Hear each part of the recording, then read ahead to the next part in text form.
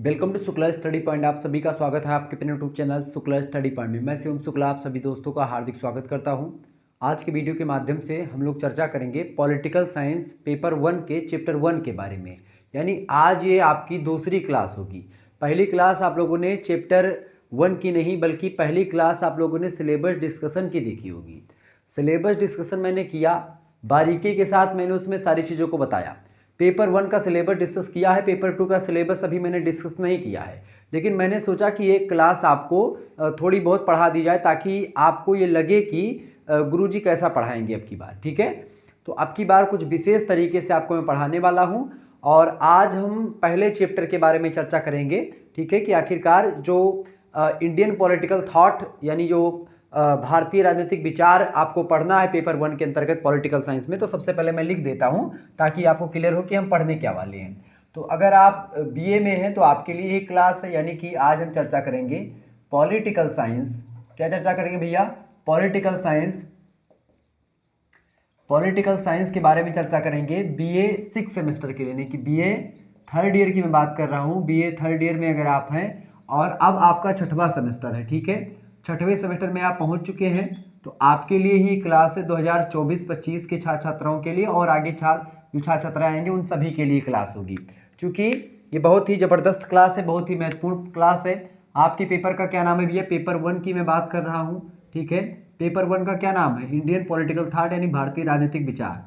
ठीक है, भारतीय राजनीतिक विचार। भारतीय राजनीतिक विचार, ये आपके पेपर का नाम है। अंग्रेजी में इसको बोलते हैं इंडियन पॉलिटिकल थॉट।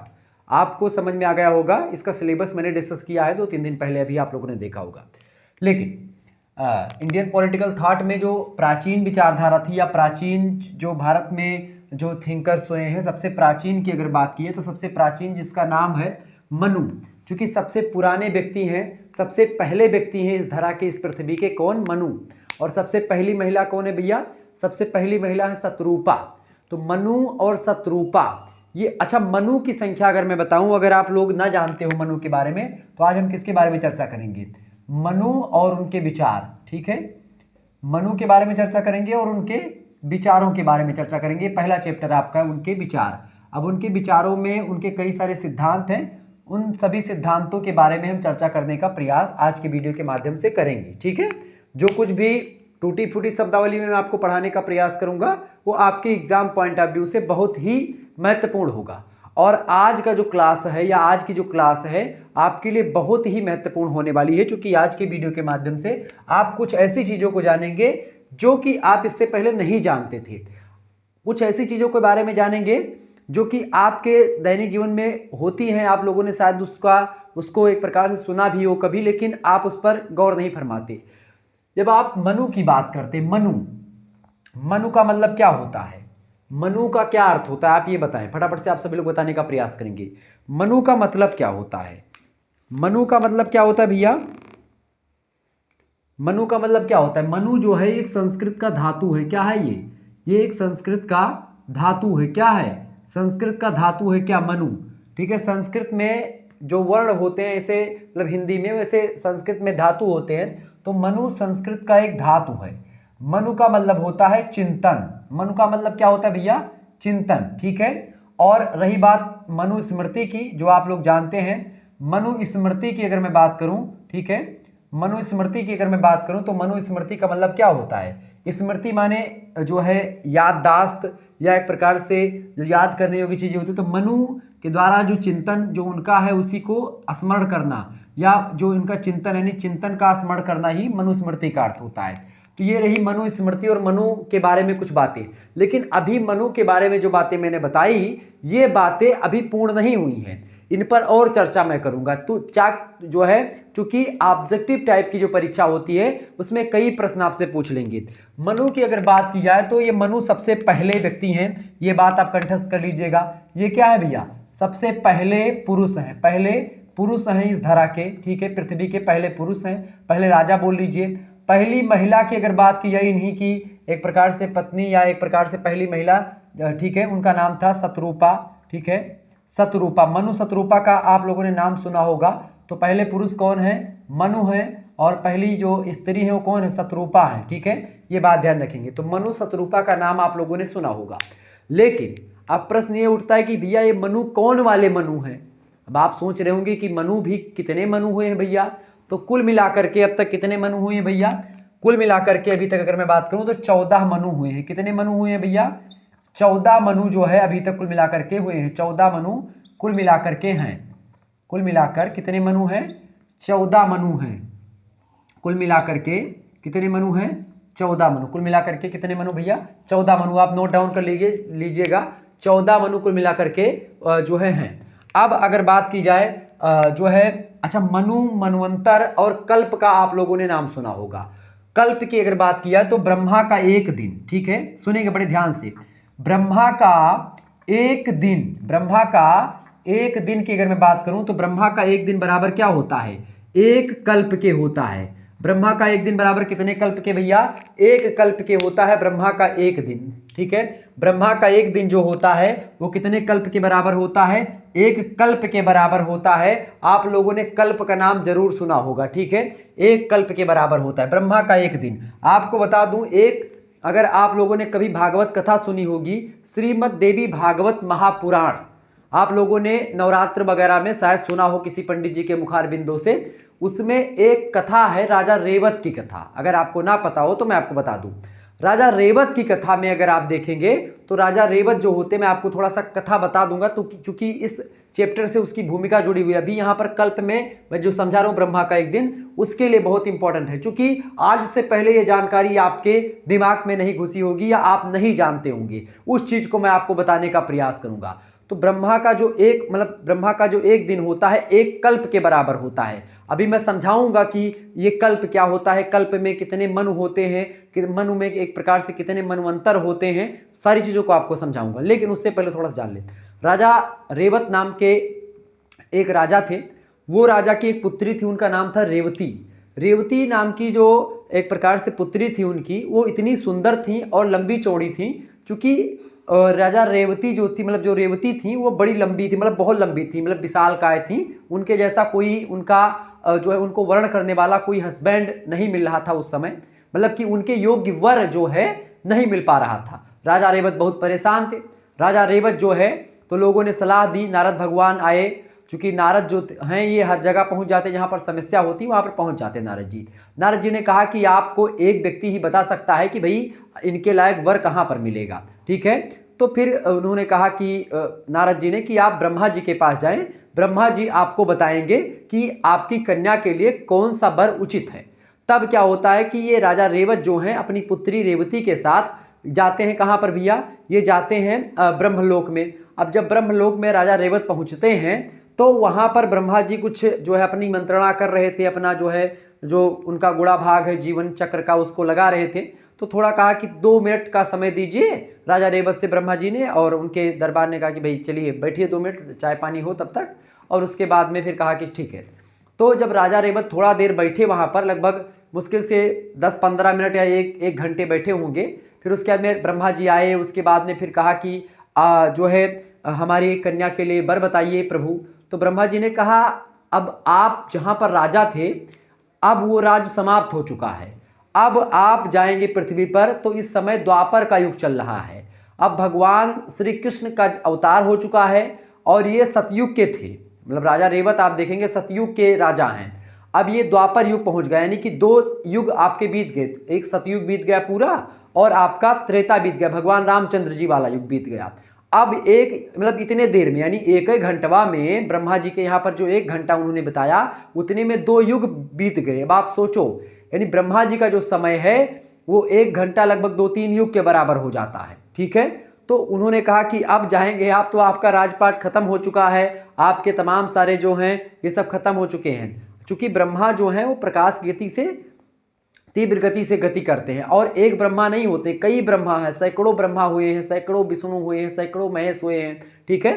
तो ये सब, अब मैं अध्यात्म में जाऊंगा तो बड़ा लंबा हो जाएगा, लेकिन पॉइंट जो मैं कहने का प्रयास कर रहा था, थ्योरी ऑफ रिलेटिविटी यहाँ पर आपको निकलेगी, थ्योरी ऑफ रिलेटिविटी, ठीक है। जब कोई वस्तु प्रकाश की गति से, तीव्र गति से अगर गति करने लगे तो समय जो होता है वो एक प्रकार से थोड़ा उसको मैनेज कर पाते समय को। तो ब्रह्मा की अगर बात करें तो ब्रह्मा जो हैं वहाँ पर जब 1 घंटा उन्होंने बताया, तब जब पृथ्वी पर यहाँ पर द्वापर युग आ गया तो कहे कि भगवान श्री कृष्ण के एक बड़े भाई हैं बलराम, वो आपके जो है कन्या के लिए वर हो सकते हैं, उचित वर हैं। तो वो राजा रेवती मतलब राजा रेवती को लेकर के आते हैं और बलराम के साथ उनकी विवाह यानी शादी करवा देते हैं द्वापर युग। यानी कहने का मतलब ये है कि जो ब्रह्मांड का समय है उस समय में और पृथ्वी के समय में बहुत अंतर है, ठीक है। और वही चीज यहां पर मैं आपको समझाने का प्रयास कर रहा। ब्रह्मा का एक दिन बराबर क्या होता है, एक कल्प के होता है, ठीक है। ब्रह्मा का एक दिन एक कल्प के बराबर होता है, ब्रह्मा के एक दिन को एक कल्प कहते हैं। और एक कल्प में कितना होता है, एक कल्प कितने बराबर होता है भैया, एक कल्प बराबर होता है कितने, 14 मनु के। कितने मनु के भैया, एक कल्प बराबर 14 मनु के होता है, बात ध्यान रखेंगे। तो एक कल्प में कितने मनु होते हैं, 14 मनु होते हैं। कुल मिलाकर कितने मनु है, 14 मनु है। यानी कि एक कल्प के बराबर ब्रह्मा का जो एक दिन होता है उतने में 14 मनु जो होंगे वो आएंगे। अब जो है कौन सा मनु चल रहा है, अच्छा एक मनु की बात की जाए और एक मनु के काल को, यानी कि एक 14 मनु होते हैं और एक मनु के काल को, यानी कि एक मनु यानी मनु माने राजा, ठीक है। मनु एक उपाधि बोल सकते हैं होती है। तो एक मनु के समय को, एक मनु के समय काल को, एक मनु के समय काल को, ठीक है। एक मनु के समय काल को, बड़े ध्यान से इन सभी पॉइंट को नोट करिएगा। एक मनु के समय काल को एक मनवंतर कहते हैं। क्या कहते हैं उसको, एक मनवंतर कहते हैं, एक मनवंतर कहते हैं, ठीक है। ये बात ध्यान रखेंगे, एक मनवंतर कहते हैं, या आधा ना यहाँ पर रहेगा, एक मनवंतर कहते हैं, ठीक है। कहते नहीं, अब मैं आपको बताऊं, आपके घरों में अगर पूजा पाठ होती होगी तो जब पंडित जी आते हैं उसके बाद में आपको पवित्र वगैरह करवाने के बाद में स्वस्ति वाचन होता है। और स्वस्ति वाचन के बाद में आप देखते हैं वो पढ़ते हैं, संकल्प बोलते हैं कि थोड़ा सा दक्षिणा हाथ में लीजिए, हल्दी अच्छत और एक कुश की पवित्री आपके हाथ में देते हैं, या कुश का जो है आपको आपके हाथ में देते हैं। कहते हैं कि अब हाथ जोड़ करके प्रार्थना करें, हल्दी से लेकर के संकल्प कर लें। तो उसमें क्या बोलते हैं, हरिओम तत्सत तत्सत विष्णु विष्णु विष्णु द्वितीय पराधि श्री श्वेत 12 कल्पे वैवस्वत मन्वंतरे। अब ये वैवस्वत मनु क्या है, तो अब जो मनु चल रहा, जो वैवस्वत मन्वंतरे, यानी इस समय मनु कौन है, इस समय की अगर बात की जाए, जो वर्तमान की अगर बात करें हम, देखिए बहुत ही डीपली मैं पढ़ा रहा हूं, आईएएस से ऊपर की चीजें मैं आपको बता रहा हूं, आज से पहले आप लोगों ने नहीं सुना होगा। वैवस्वत मन्वंतरे, ठीक है, वैवस्वत मन्वंतरे, इस समय क्या है, वैवस्वत मनु, ठीक है। कौन राजा है इस समय, मतलब मनु कौन है इस समय, वैवस्वत मनु है, ठीक है। इस समय कौन किसका, वैवस्वत मनु है। और वैवस्वत मनु की अगर बात किए तो चौथे मनु, चूंकि 14 मनु हुए हैं अब से लेकर के सतयुग से लेकर के अब तक कलयुग तक कितने मनु हुए हैं, अब तक जो है 7 मनु हो चुके हैं, 7वें मनु है ये। चौथे मनु भैया, ये वैवस्वत मनु जो है 7वें मनु है। और वर्तमान में कौन मनु है, वैवस्वत मनु है। और प्रारंभ में जो मनु थे, यानी जिनके बारे में यह स्मृति बताई जाती है, उनकी अगर बात की जाए तो कौन से मनु थे, स्वयंभू मनु थे। कौन से मनु थे, स्वयंभू, ठीक है, स्वयंभू मनु, ठीक है। ये पहले मनु है, ये चौथे मनु भैया, प्रथम मनु है। इससे पहले जो है किसी उसमें उल्लेख मिलता है इतने मनुओं का, बाकी फेमस जो है ये हैं। इस समय वैवस्वत मनवंतर चल रहा है, यानी इनका युग चल रहा है। एक मनवंतर जो होता है, एक मनु का समय काल एक मनवंतर कहलाता है। 14 मनुओं को मिला करके एक कल्प का निर्माण होता है। एक कल्प में 14 मनुओं का शासन होता है और एक कल्प ब्रह्मा के एक दिन के बराबर होता है। ये चीजें अगर आपके समझ में आई हुई हो तो मैं आगे बढ़ूं, ठीक है। ये चीज, इसके अलावा वर्तमान में कौन मनु है, वैवस्वत मनु है, ठीक है। चूंकि वैवस्वत मनवंतरे बोलते हैं पंडित जी लोग, ठीक है। फलादीपे जम्बूदीपे भरतखंडे भारतवर्षे आर्यावर्तेशांतर्गते, ठीक है। शुभम पुण्यक्षेत्र अंतर्गत स्थितौ फलाने नाम ग्रामे फलाने नाम जनपदे अंतर्गतो, ऐसे बोलते नहीं है।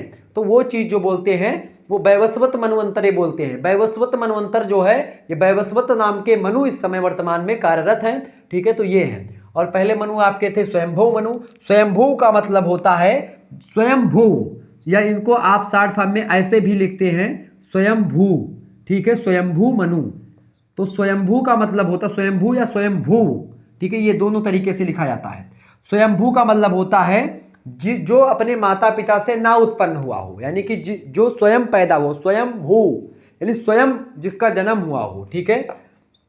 जिसका जन्म स्वयं हुआ हो उसको क्या बोलते हैं, हिंदी में अगर आप देखेंगे, जिसका जन्म बिना माता पिता के हुआ हो या फिर स्वयं हुआ हो, उसी को बोलते हैं, ठीक है, स्वयं हुआ हो उसी को बोलते हैं क्या, जिसका जन्म स्वयं हुआ हो, वो होते हैं आपके कौन, स्वयंभू। तो ये हो गए स्वयंभू मनु। तो मनु के बारे में तमाम प्रकार की जो अभी तक आप चीज़ें नहीं जानते थे, आप लोगों ने जान लिया, और बहुत ही बारीकी के साथ मैंने मनु के बारे में आपको समझाया। तो ये हैं राजा मनु और मन्वंतरी, इन्हीं की रचना मनुस्मृति है, और इन्हीं के एक प्रकार से कुछ विचार हैं जिनके विचारों के बारे में हम पढ़ेंगे। तो इनका पहला विचार आपका कौन सा है, इनका पहला विचार है भैया सृष्टि का प्रारंभ और मानव जीवन। पहला विचार आप लिखेंगे यहीं पर, पहला विचार कौन सा है, देखिए पहला विचार सृष्टि का प्रारंभ, सृष्टि का प्रारंभ और क्या है, सृष्टि का प्रारंभ और मानव जीवन, ठीक है, सृष्टि का प्रारंभ और मानव जीवन लिखिएगा, ये पहला मानव जीवन, इस पर इन्होंने विचार दिया है। क्या कहा इसके बारे में मैं आपको समझाने का प्रयास करता हूं, ठीक है। इन्होंने कहा कि जो ये सृष्टि होती है या जो मानव जीवन है, ये ब्रह्मांड उत्पत्ति के साथ ही उत्पन्न हुआ है, ठीक है। और इसके अलावा इन्होंने कहा मनु ने कि जो ब्रह्मांड है ये ईश्वर की लीला है, और जो परमात्मा होता है उसी ने इस ब्रह्मांड की उत्पत्ति करी है। मानव जीवन के बारे में उन्होंने कहा सबसे पहली बात, सृष्टि का प्रारंभ कौन करता है, ब्रह्मा करते हैं, ब्रह्मा के द्वारा, या एक प्रकार से बोले तो ब्रह्मा विष्णु महेश 3 देव हुए हैं और एक आदिशक्ति हैं। आदिशक्ति से पहले विष्णु भगवान की उत्पत्ति हुई, विष्णु भगवान के नाभि से कमल पुष्प निकला और कमल पुष्प से एक प्रकार से ब्रह्मा की उत्पत्ति हुई। ब्रह्मा जी जब उत्पन्न हो गए उसके बाद में ब्रह्मा के मुख बिंदु से मस्तक से तेज निकला और विष्णु भगवान के एक प्रकार से मस्तक से तेज निकला, और ये दोनों तेज एक में मिला। उसके बाद में आदिशक्ति जो परम सत्ता है उससे एक तेज निकला, और ये पुरुष की सत्ता और आदिशक्ति की सत्ता दोनों आपस में जब मिल जाती हैं तो एक अर्धनारीश्वर स्वरूप का प्राकाट्य होता है, और उसका नाम है भगवान शंकर। तो इस तरीके से सृष्टि की उत्पत्ति 3 से हुई। फिर ब्रह्मा ने अपने एक प्रकार से जो मानस पुत्र हैं उन मानस पुत्रों को उत्पन्न किया। बहुत सारे लोग ब्रह्मा के मुख से निकले, बहुत सारे लोग भुजाओं से निकले, कुछ नाक से, कुछ कान से, कुछ आंख से, ऐसे ब्रह्मा के तमाम सारे 10-12 मानस पुत्र हुए लगभग, मुझे उतना एग्जैक्ट नहीं पता है, लेकिन ऐसे सृष्टि की उत्पत्ति धीरे धीरे प्रारंभ हो गई। वैसे पूछा नहीं जाएगा उतना डिटेल में ये, लेकिन सृष्टि का जो प्रारंभ हुआ ऐसे हुआ, ये मनु बताते हैं। मानव जीवन की बात को लेकर के वो कहते हैं कि मानव जीवन जो है ये ब्रह्मा जो है, ब्रह्मा एक विराट पुरुष है, या ब्रह्मा या इन्हीं को विराट पुरुष कहा गया कहीं कहीं पर, ठीक है। वेदों में आप देखेंगे विराट पुरुष कहा गया है। पुरुष सूक्त में आप देखेंगे, पुरुष सूक्त जो ऋग्वेद का है उसमें भी आप देखेंगे उल्लेख मिलता है, ठीक है। ब्राह्मणो अस्य मुखामासीद बाहुराजान्यः कृतः उरुतदस्य वैश्याः पादाभ्याम शूद्रो अजायतः। इस श्लोक जो कि वैदिक श्लोक है, ऋग्वेद का श्लोक है, पुरुष सूक्त का श्लोक है, इस श्लोक पर एक प्रकार से कहीं ना कहीं पे जो मनुस्मृति है, मनुस्मृति या मनु जो है इस पर फोकस करते हैं और वर्ण व्यवस्था की बात करते हैं। तो मनु की वर्ण व्यवस्था में भी आप देखेंगे, ठीक है, जो मनु की वर्ण व्यवस्था है उसमें भी आप देखिएगा, ठीक है। जो मनु की वर्ण व्यवस्था है भैया, उसकी अगर मैं बात करूं तो उसमें भी अगर आप देखेंगे तो उसमें भी आप देखेंगे ये 4 वर्णों के बारे में उन्होंने बताया, लेकिन उन्होंने सत्य, रज और तम 3 प्रकार के गुणों की बात करी। तो मानव जीवन में उन्होंने बताया कि ब्राह्मणों वस्य मुखामासीद, यानी ब्राह्मणों के मतलब ब्रह्मा के मुखमंडल से ब्राह्मणों की उत्पत्ति हुई, उनके भुजाओं से क्षत्रियों की उत्पत्ति हुई रक्षा के लिए, ठीक है। इसके अलावा उदर से उनके यानी कि जो पेट पूजा होती है यानी कि व्यापार जो संभालते हैं वैश्य की उत्पत्ति हुई। ब्राह्मणों से मुखामासीद बाहुराजन्याकृता उर्तदस्य वैश्याः पादाभ्याम शूद्रो जाता, पैरों से शूद्रों की उत्पत्ति हुई, और जंघा से शूद्रों की उत्पत्ति कहीं कहीं पर पेट से मिलता है, ठीक है, कहीं कहीं पर जंघा से मिलता है, ठीक है, और पैरों से शूद्रों की उत्पत्ति मानी जाती। तो इस तरीके से ये एक प्रकार से समाज मानव जीवन यहीं से शुरू हुआ और इस तरीके से मनुष्य आगे बढ़ा, ठीक है, ये उन्होंने बताया। लेकिन दूसरा जो सिद्धांत है मनु का वो कौन सा है, आप लोग लिखेंगे। दूसरा सिद्धांत है भैया, दूसरा सिद्धांत है वर्ण व्यवस्था को लेकर के मनु के विचार। वर्ण व्यवस्था को लेकर के मनु ने क्या कहा, ये भी प्रश्न आपसे पूछाता है। वर्ण व्यवस्था, ठीक है, वर्ण व्यवस्था की अगर मैं बात करूं, वर्ण व्यवस्था को लेकर के मनु ने कहा कि 3 प्रकार के गुण होते हैं, उन्हीं तीनों गुणों पर एक प्रकार से डिपेंड करता है कि वर्ण व्यवस्था क्या थी। देखिए 3 गुण कौन कौन से होते हैं। मनु ने कहा कि 3 गुण होते हैं।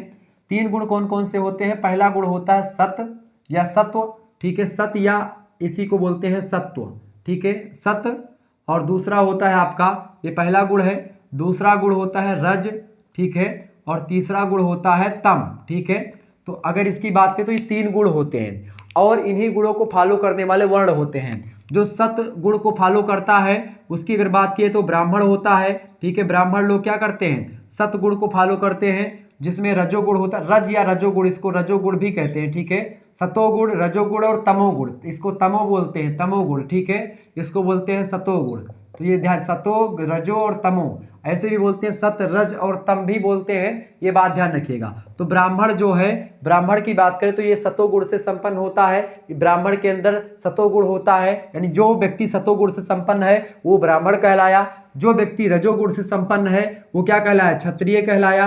वो क्या कहलाया भैया? वो क्षत्रिय कहलाया। लेकिन जो एक प्रकार से तमोगुण से संपन्न है वो क्या कहलाया? वो वैश्य कहलाया मेरे भाई। कौन कहलाया? वैश्य कहलाया। और इसके बाद में इन तीनों की सेवा करने के लिए, इन तीनों की सेवा के लिए एक वर्ण होते थे, उस वर्ण का नाम था क्या?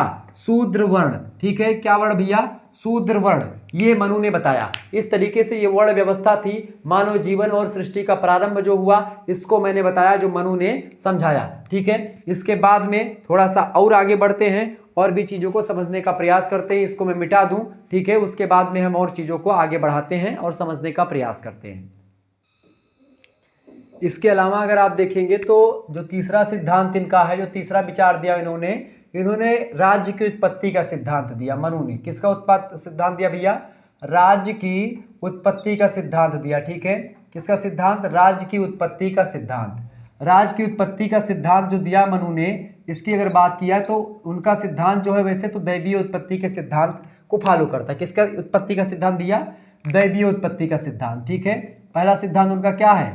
दैवीय उत्पत्ति का सिद्धांत, दैवीय उत्पत्ति का सिद्धांत, ठीक है।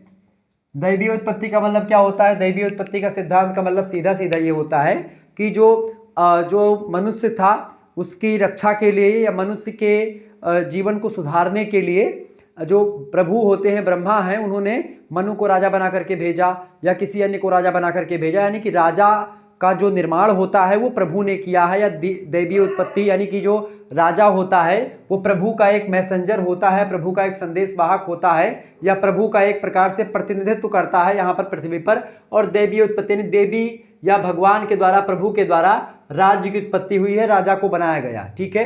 ये पहला सिद्धांत। लेकिन दैवीय उत्पत्ति के सिद्धांत के साथ ही साथ जो मनु का सिद्धांत है ये समझौते के, यानी सामाजिक जो समझौता का सिद्धांत है, सामाजिक समझौता का सिद्धांत, जो बाद में आकर के रूसो, जॉन लॉक, हॉब्स, इन सभी लोगों ने दिया। इससे पहले जो है मनु ने इस बात को कहा, सामाजिक समझौते का सिद्धांत, ठीक है। सामाजिक समझौता का सिद्धांत जो है, इसकी अगर मैं बात करूं तो इसमें क्या होता है कि अराजकता जो है, जो प्राकृतिक यानी राज्य नहीं था, जब राज्य नहीं था उससे पहले समाज में क्या था? अराजकता व्याप्त थी। लोग एक दूसरे को मार काट रहे थे, मनुष्य मनुष्य को खा रहा था, लड़ रहे थे आपस में, ठीक है, यानी कि स्थिति ठीक नहीं थी। ऐसे में क्या हुआ? सभी लोग इकट्ठा हुए और सभी लोगों ने मिल करके सोचा कि ऐसे में, मतलब उस समय क्या होता, जिसकी लाठी उसकी भैंस, जो ज़्यादा पावरफुल होता था वो, मतलब कि जो गरीब या एक प्रकार से गरीब तो पहले हुआ नहीं करते थे, गरीब अब तो है, जब चूंकि अर्थतंत्र आ गया तब से।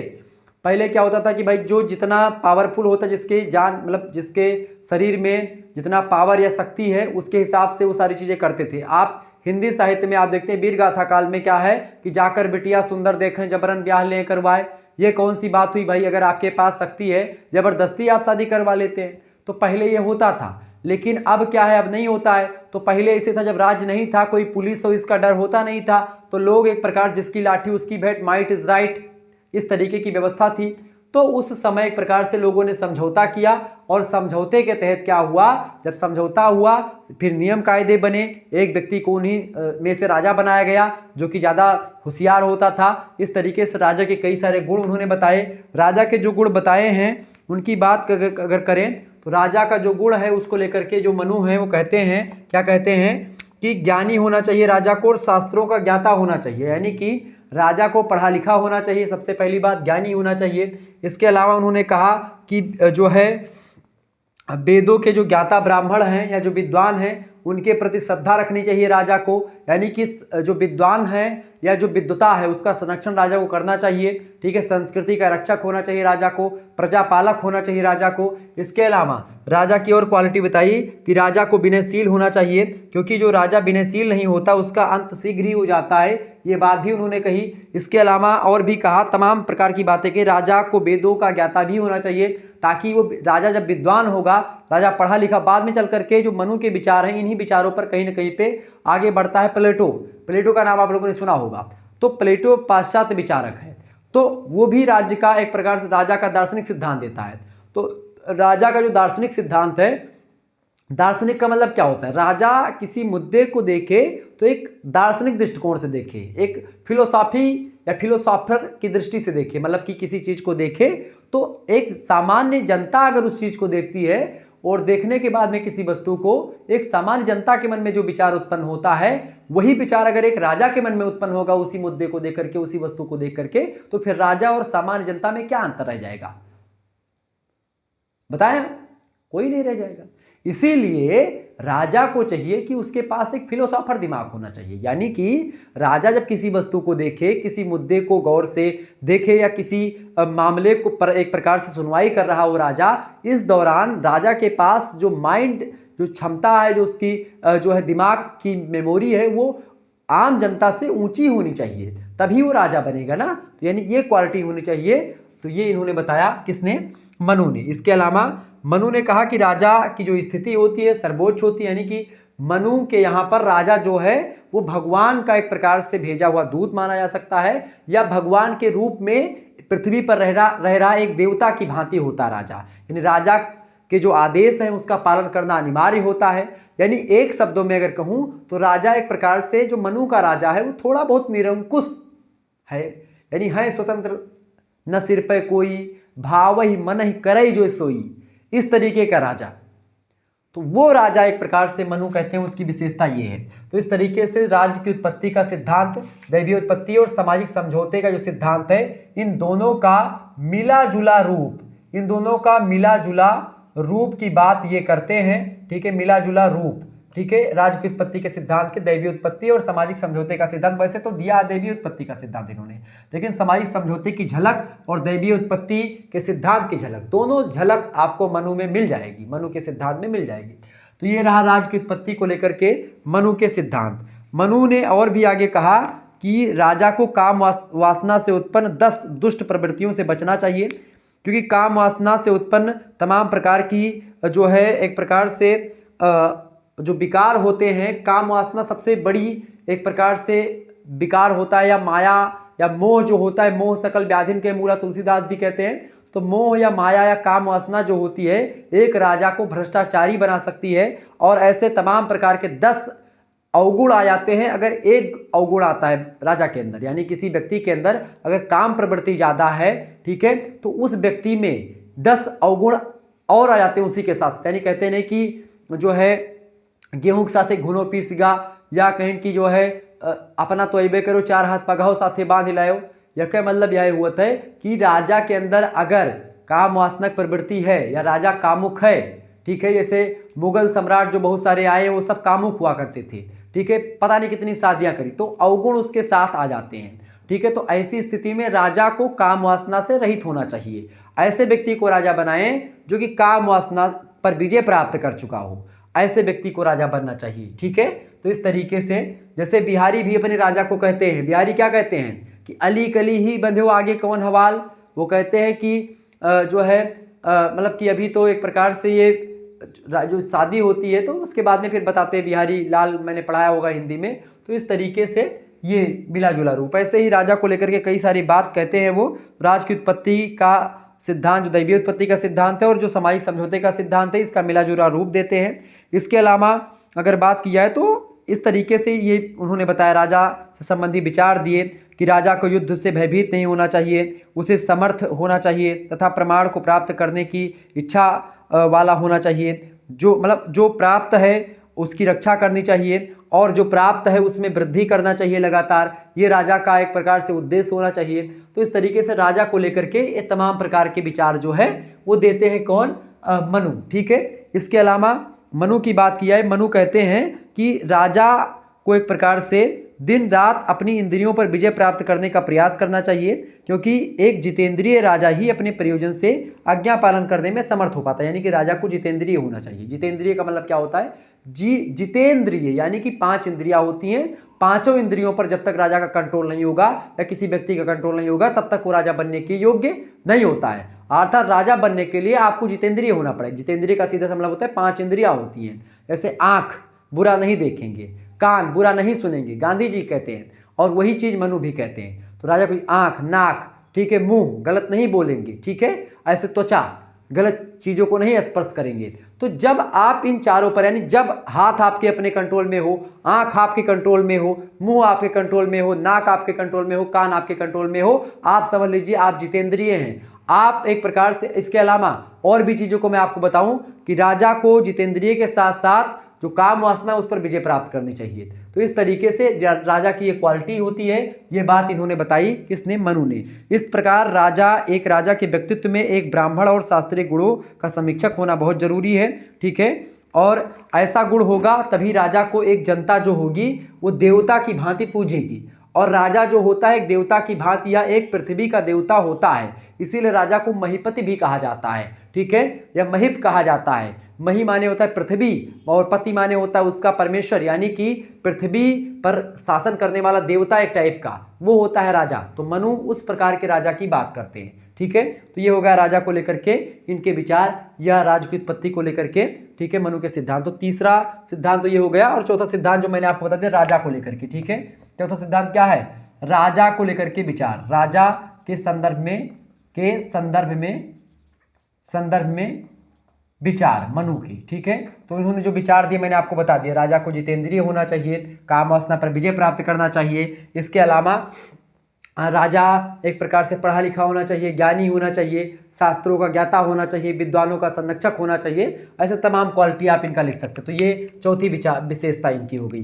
पांचवी विशेषता की अगर मैं बात करूं तो राजा को लेकर के, या अच्छा उसको लेकर के कई कर्तव्य बताए हैं कि राज्य के कर्मचारियों को वेतन देना, शास्त्र द्वारा निश्चित कार्य को ना करना, ऐसे मतलब कि विषय पर बहुमत होने पर राजा के अनुसार कार्य करना, अभियोग का निर्णय करना, ऐसे जो है कर्तव्य उन्होंने बताए हैं। राजा की दिनचर्या भी बताइए, हालांकि उतना ज़्यादा इंपॉर्टेंट पूछेगा नहीं। एक चीज़ और आपके लिए इंपॉर्टेंट है, ठीक है, जिसके बारे में मैं आपको समझाने का प्रयास कर रहा हूँ। देखें, उसको समझ लीजिए। मनु के परराष्ट्र संबंधों के विषय में विचार है, दूसरे राज्य को लेकर के जो मनु के विचार हैं वो क्या है। यानी पांचवा सिद्धांत जो इनका है वो ये है, मनु के क्या है भैया? मनु के परराष्ट्र संबंधी विचार। क्या भैया? परराष्ट्र संबंधों पर विचार, ठीक है। पर राष्ट्र यानी दूसरे राष्ट्र को लेकर के, दूसरे राष्ट्र से क्या संबंध हो, इस पर मनु ने क्या विचार दिए हैं, उन विचारों के बारे में हम समझने का प्रयास करेंगे। के विषय में विचार, ठीक है, के विषय में विचार। तो उस विचार पर हम नजर डालने का प्रयास करेंगे, ठीक है। अब क्या विचार दिए हैं? संबंधों पर विचार करते हुए मनु 2 सिद्धांतों पर जोर देते हैं। एक तो है मंडल सिद्धांत और दूसरा आपका है जो है 60 गुण नीति, ठीक है, यानी 6 गुण नीति। पहला सिद्धांत क्या है? पहला सिद्धांत इन्होंने दिया वो है भैया मंडल सिद्धांत। क्या है?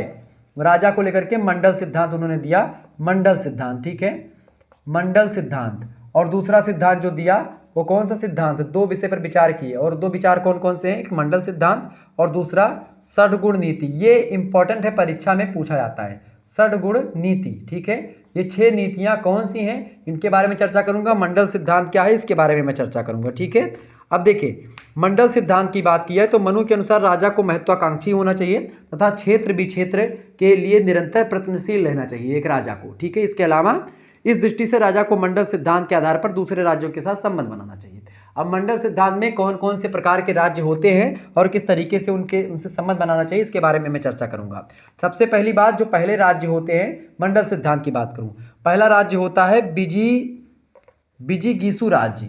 बिजिगीसु राज्य की अगर मैं बात करूं, मंडल सिद्धांत के अंतर्गत है बिजिगीसु राज्य। बिजिगीसु राज्य जो होता है इसका तात्पर्य होता है विजय प्राप्ति की इच्छा रखने वाला राज्य।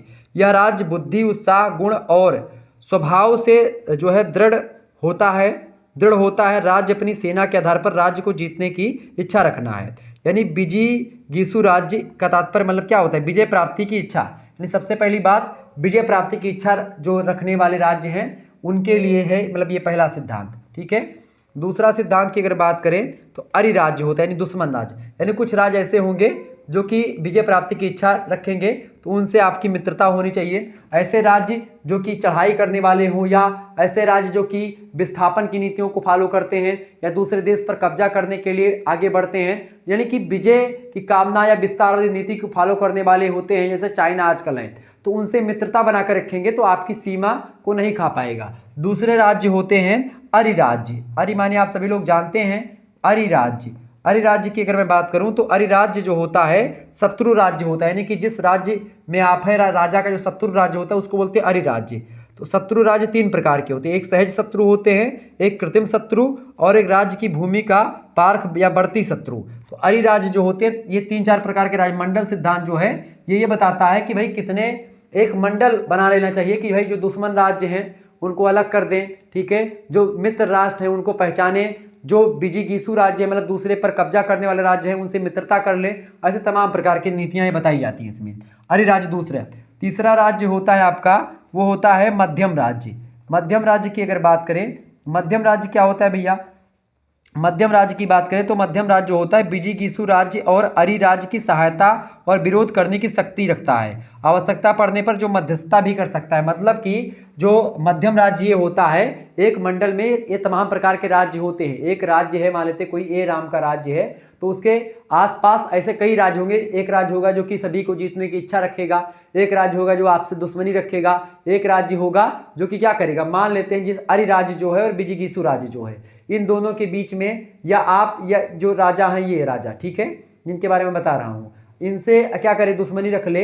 अरिराज्य और या विजिगीषु राज्य दोनों में मारपीट हो जाए, दोनों में युद्ध हो जाए, ऐसी स्थिति में एक मध्यम राज्य होता है जो कि इन दोनों राज्यों में समझौता करवाता है, ट्रीटी करवाता है, संधि करवाता है, ठीक है। या विजिगीषु राज्य और अरिराज्य के बीच में एक दूसरे, यानी मान लेते हैं कि विजिगीषु राज्य ज़्यादा पावरफुल है, अरिराज्य हल्का है, तो अरिराज्य की या तो मदद कर देगा मध्यम राज्य या फिर मदद कर देगा विजिगीषु राज्य की, यानी दोनों में से किसी की एक की मदद कर सकता है या दोनों की एक में से किसी का विरोध भी कर सकता है और दोनों के बीच मध्यस्थता भी स्थापित कर सकता है। तो ये होता है मध्यम राज्य। और जो चौथा राज्य होता है वो होता है उदासीन राज्य, ठीक है। कौन राज्य होता है भैया, उदासीन राज्य, लिख लीजिएगा, बहुत महत्वपूर्ण है। उदासीन राज्य, ये मंडल सिद्धांत है इनका, उदासीन राज्य।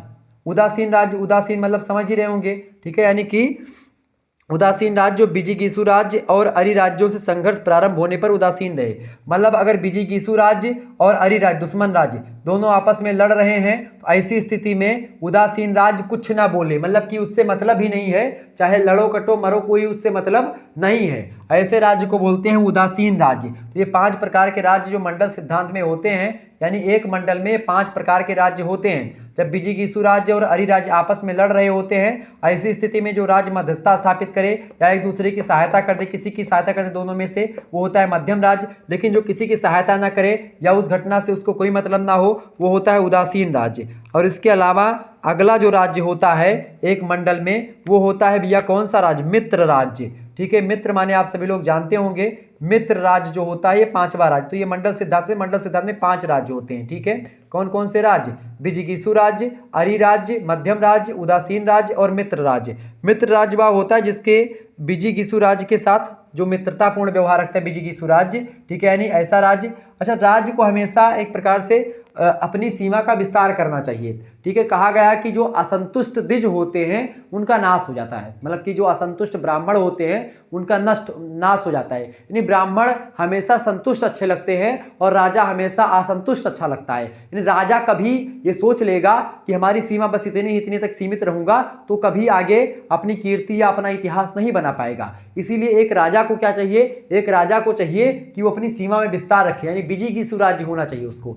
और एक दुश्मन राज्य होगा विजिगीषु का। तो देखिए 5 प्रकार के राज्य होते हैं, विजिगीषु, अरि, मध्यम राज्य, उदासीन राज्य और मित्र राज्य। तो विजिगीषु राज्य जो होता है उसका एक दुश्मन राज्य हो गया, ठीक है, यानी मान लीजिए बीजी किशोर राज्य और अरिराज लड़ेंगे, मध्यस्थता स्थापित करेगा मध्यम राज्य, एक दूसरे की मदद भी कर सकता है। उदासीन राज्य कोई कुछ नहीं बोलेगा, कुछ भी आप करो कोई मतलब नहीं। मित्र राज्य क्या होगा, बीजी किशोर राज्य का मित्र होगा। जब अरिराज दुश्मन राज्य होगा बीजी किशोर राज्य पर अटैक करेगा तो ये मित्र राष्ट्र जो होगा ये बीजी किशोर राज्य की क्या करेगा, सहायता करेगा। तो इस तरीके से मंडल सिद्धांत पर काम करना चाहिए राज्य को, ठीक है, तब वो एक प्रकार से आगे बढ़ेगा और अच्छे तरीके से काम हो पाएगा। तो इस तरीके से ये हो गया आपका मित्र राष्ट्र राज्य, ठीक है। तो ये हो गया आपका मनु के पर राष्ट्र को लेकर के विचार। अब पर राष्ट्र को लेकर के विचार इन्होंने बताए, इसमें पहला सिद्धांत मंडल सिद्धांत था, उसके बारे में मैंने बता दिया। अब 60 गुण नीति की अगर बात की तो 6 नीतियों पर उन्होंने एक प्रकार से पालन किया है। 60 गुण नीति से तात्पर्य होता है कि राज्य को अन्य राज्यों के साथ संबंध स्थापित करते समय जो है किस तरीके से काम करना चाहिए, साम दाम दंड भेद या और कौन से उपाय काम में लाना चाहिए, ये 60 गुण नीति। तो 6 नीतियां हैं, वो 6 नीतियां कौन कौन सी हैं उसी के बारे में यहाँ पर हम समझने का प्रयास करेंगे, ठीक है। उसी के बारे में मैं आपको बताने का प्रयास करूंगा। 60 गुण नीति जो है वो क्या होती है इसके बारे में आपको बताने का प्रयास करूंगा, ठीक है। तो जो 60 गुण नीति है उसमें कई नीतियां हैं, जैसे कि 6 नीतियां हैं। सबसे पहली जो नीति है वो कौन सी है, वो है आपकी भैया संधि कर लेना चाहिए। जब देखें आप कि राजा जो है आपका जो है दूसरा राज्य आपसे थोड़ा सा मतलब पावरफुल है, ऐसी स्थिति में आपको उस राज्य से संधि कर लेनी चाहिए। संधि कैसे करते हैं, चाहे आप अपनी लड़की की शादी कर दे, चाहे आप उनकी लड़की से अपना विवाह कर ले, शादी कर ले, ऐसी स्थिति में आपका क्या रहेगा, संधि हो जाएगी। दूसरा जो सिद्धांत होता है वो होता है भैया संधि, और दूसरा होता है विग्रह। विग्रह माने अंदर ही कला फैलवा दें उसमें या गृह युद्ध की स्थिति बनवा दें, ठीक है। इसके अलावा अगला होता है आपका दान, ठीक है, कुछ दे करके या कन्या दान कर दें या अन्य हाथी घोड़ा दान करते रहें या टैक्स वगैरह देते रहें, ये सब होता है। इसके अलावा जो चौथा होता है वो होता है आपका आसन, यानी कि उसका सम्मान करें, उसको हमेशा से उसको मतलब अपने यहाँ पर आतिथ्य के रूप में स्वीकार करें, उसके एक आध दो मंत्रियों से बातचीत करते रहे, ऐसे करके उससे संबंध बनाना चाहिए। इसके अलावा जो अगला होता है आपका 5वां है वो होता है देधी, ठीक है। देद भी इसी तरीके का होता है, एक विधि होती है देद भाव जो होता है ये रखना चाहिए हमेशा, मतलब हमेशा से आप जो है उसके प्रति नतमस्तक या नतमस्तक नहीं, मतलब हमेशा से चौकन्ने रहें, गुप्तचर व्यवस्था रखें, या एक प्रकार से ऐसे बोले कि आप उसके जो है उसके जो रणनीतियां हैं उस राजा के बारे में उसकी रणनीतियों को जान लें, अपनी रणनीतियों को उससे ना बताएं या अपनी रणनीतियों को छुपा करके रखें, अपनी सारी बातें किसी को नहीं बतानी चाहिए, ऐसे इसमें भी होता है। इसके अलावा जो अगला होता है आपका वो होता है भैया कौन सा, संशय, ठीक है। संशय, हमेशा चौकन्ना रहना चाहिए, हमेशा जो है एक प्रकार से अपने राज्य को बचाने के लिए चौकन्ना रहना चाहिए और हमेशा किसी पर पूर्ण विश्वास नहीं करना चाहिए, किसी पड़ोसी राज्य पर। तो इसलिए पड़ोसी राज्य के संबंध में ये 6 नीतियां अपनानी चाहिए, संधि, विग्रह, दान, आसन, देदी भाव और संशय। जब आप ये अपना लेंगे तब आपका शत्रु आपको कभी पराजित नहीं कर पाएगा, ठीक है। इसके अलावा आप जो है खास करके अंतर्राष्ट्रीय संबंध को बढ़ावा दें और शांति अधिक से अधिक संधि करने का प्रयास करें। इससे क्या होता है कि जान माल का खतरा कम रहता है और सारी चीज़ें आपकी संपन्न हो जाती हैं। इस तरीके से आप लोगों ने जो है मनु के परराष्ट्र संबंधों के विषय में विचार को देख लिया। इसके बाद में जो है आपका लगभग चैप्टर समाप्त हो जाता है, थोड़ा सा और एक आध दो सिद्धांत इनके बचते हैं बस, बाकी आपका संपन्न होगा, कुछ आपका बचा नहीं। देखें, मनु के कानून और न्याय संबंधी कुछ विचार हैं। विधि निर्माण का कार्य मनु परिषद कानून बनाना होता है, पुराने कानूनों की व्याख्या करना, संशोधन करना, उसमें बस यही सब है, ज़्यादा कुछ उसमें नहीं है। तो इस तरीके से मनु को लेकर मनु ने ये विचार दिए हैं। मनु के सिद्धांत में आपसे परीक्षा में जो प्रश्न पूछेगा, मंडल सिद्धांत में मनु ने कितने राज्यों के बारे में बताया है, तो 5 राज्यों के बारे में बताया है। इन 5 राज्यों के बारे में मैंने आपको बता दिया। षडगुण नीति में मनु के बारे में पूछेगा तो ये 6 नीतियां हैं, इसके बारे में मैंने बता दिया आपको। इसके अलावा मनु के बारे में और भी चीज़ें मैंने आपको समझा दी, जिसके बारे में आप लोगों ने देखा, जाना और समझा, ठीक है। इसके बाद में और भी जो चीज़ें हैं उसके बारे में हम चर्चा करते रहेंगे। तो मनु मतलब मूल्यांकन या मनु का योगदान जो रहा है, मनु ने 2-3-4 चीज़ें मैं उसको आपको बता देता हूं जो कि इम्पोर्टेंट है। जैसे कि मनु का जो योगदान रहा है इसमें, अच्छा, मनु जो है, जो मनु स्मृति उन्होंने दिया है वो हिंदुओं का सबसे बड़ा कानून है, ये बात भी ध्यान रखेंगे। यानी कि हिंदुओं के लिए जो मनु है वो एक कानून दे देते हैं, मतलब जब संविधान नहीं था तो हिंदुओं में जो कानून लागू होता है वो मनु स्मृति के अकॉर्डिंग लागू होता है, या बहुत सारे गृह सूत्र है उनके अकॉर्डिंग फॉलो होता है। मनु स्मृति एक प्रकार से जैसे भारतीय संविधान है, ठीक उसी प्रकार से हिंदुओं के लिए मनुस्मृति या जैसे मुसलमानों में शरीयत कानून है, ऐसे हिंदुओं में मनुस्मृति होता है। मनुस्मृति में हिंदुओं के तौर तरीके, रहन सहन, पहनावा ओढ़ावा, जीवन शैली, इन तमाम प्रकार की चीज़ों पर चर्चा करी गई है। ठीक है, एक हिंदू व्यक्ति को किस तरीके से धार्मिक जीवन निर्वाह करना चाहिए, किस तरीके से अन्य जीवन को मैनेज करना चाहिए, ये तमाम प्रकार के पहलुओं पर चर्चा की गई है। ठीक है, इसके अलावा आपको बता दूं कानून का सबसे बड़ा स्रोत वेद है और अन्य स्रोतों में जो है स्मृतियाँ, वेदों में सज्जनों का जो है कदाचार और जो है स्वासंतोष आदि जाते हैं। तो ऐसे तमाम प्रकार की चीज़ें हैं। राज्य न्यायपालिका का यक्ष होता है, उसकी सहायता करने के लिए एक वैधानिक परामर्शदाता होता है। ऐसे उन्होंने बताया विधि वेत्ता ब्राह्मण होना चाहिए, विधि का जानकार ब्राह्मण होना चाहिए। ये बात भी मनु बताते हैं कि ब्राह्मण ही विधि का जानकार होना चाहिए, क्योंकि ब्राह्मण जो होता है वो शुरुआत से ही एक प्रकार से पढ़ने लिखने के प्रति ज़्यादा उत्सुक होता है, ज़्यादा आगे रहता है और ब्राह्मण सभासद न्यायपालिका का संगठन करता है और इस तरीके से उसमें तमाम प्रकार के लोग होते हैं और इस तरीके से कानून जो है कानून को लेकर के उन्होंने विचार दिया है। मनु ने अराजक समाज का अंत करके उसके स्थान पर राज्य की स्थापना का समाधान किया और उन्होंने शासन के लिए जनादर्श राज्य की आवश्यकता प्रतिपादित करी। मनु का आदर्श शासक प्लेटो के आदर्श राजा से कम नहीं है। मतलब कि मैंने आपको शुरुआत में बताया था कि जो मनु हैं उनके जो विचार हैं वो जो प्लेटो के विचार हैं या प्लेटो कहीं ना कहीं पे मनु के विचारों से प्रभावित है। ठीक है, अब ये जो बड़े बड़े विद्वान हैं, लेखक हैं, वो इस बात को कहने से डरते हैं कि भाई मनु से पहले कैसे बोल दे, मतलब कि प्लेटो के बारे में ऐसा कैसे बोल दे कि प्लेटो किसी भारतीय से प्रभावित है, क्योंकि विदेशी लेखक तो बोलेंगे नहीं, अपने भारतीय लेखक की बोलेंगे इस बात को। ठीक है, और वो भी कहीं ना कहीं पे उतना ज़्यादा कम बोलते हैं। लेकिन मैं आपको बता दूं जो मनु हैं उन्हीं के विचारों से प्रभावित है प्लेटो, अरस्तु के विचारों को अगर आप पढ़ेंगे तो मनु जो हैं उनसे प्रभावित, मतलब मनु से प्रभावित हैं ये लोग। इसके अलावा आप देखेंगे विधि शास्त्रियों में मनु का स्थान सर्वोपरि है। उन्होंने मानव जीवन के नियमों की जो है व्याख्या प्रस्तुत करी, एक संहिता दी है जिसको मनुस्मृति के नाम से जानते हैं। ठीक है, उसमें तमाम प्रकार के नियम लिखे गए हैं। मनु ने केवल राज्य व राजा का ही विचार नहीं किया है बल्कि परराष्ट्रीय संबंधों का विस्तार से वर्णन भी किया है, जिसमें आप देखेंगे मंडल सिद्धांत और षटगुण नीति के बारे में उन्होंने बताया है। एक राजा को कैसे होना चाहिए, उसकी क्या स्थिति होती है और क्या क्या चीज़ें वो करना चाहिए राजा को, और राजा को एक प्रकार से दूसरे देशों से साथ या दूसरे राज्यों के साथ कैसा संबंध बनाना चाहिए उसके बारे में भी उन्होंने बताया। इस तरीके से जो है मनु के विचारों के बारे में मैंने बताया।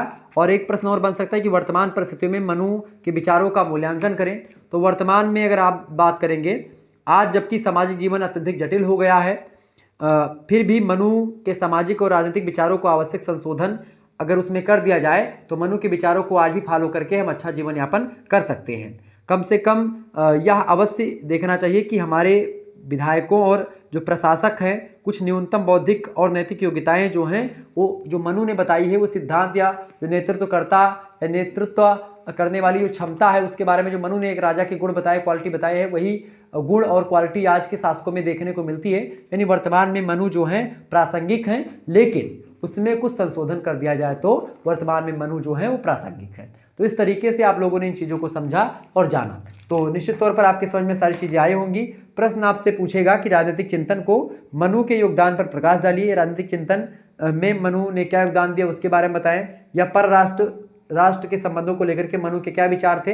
ऐसे कई प्रश्न आपसे बन सकते हैं, तो अगर आपने इस लेक्चर को देखा होगा आसानी से आप बता पाएंगे। मिलते हैं फिर नेक्स्ट वीडियो में, तब तक के लिए जय हिंद, जय भारत। आप सभी का बहुत बहुत धन्यवाद हमारे से जुड़ने के लिए। इसी प्रकार से अपना प्यार बनाए रखेंगे। इसका स्क्रीनशॉट ले लीजिएगा और शेयर कर दीजिएगा सभी दोस्तों के साथ इस वीडियो को, ताकि आप आसानी से इन चीज़ों को पढ़ सके और जान पाए। ठीक है, धन्यवाद।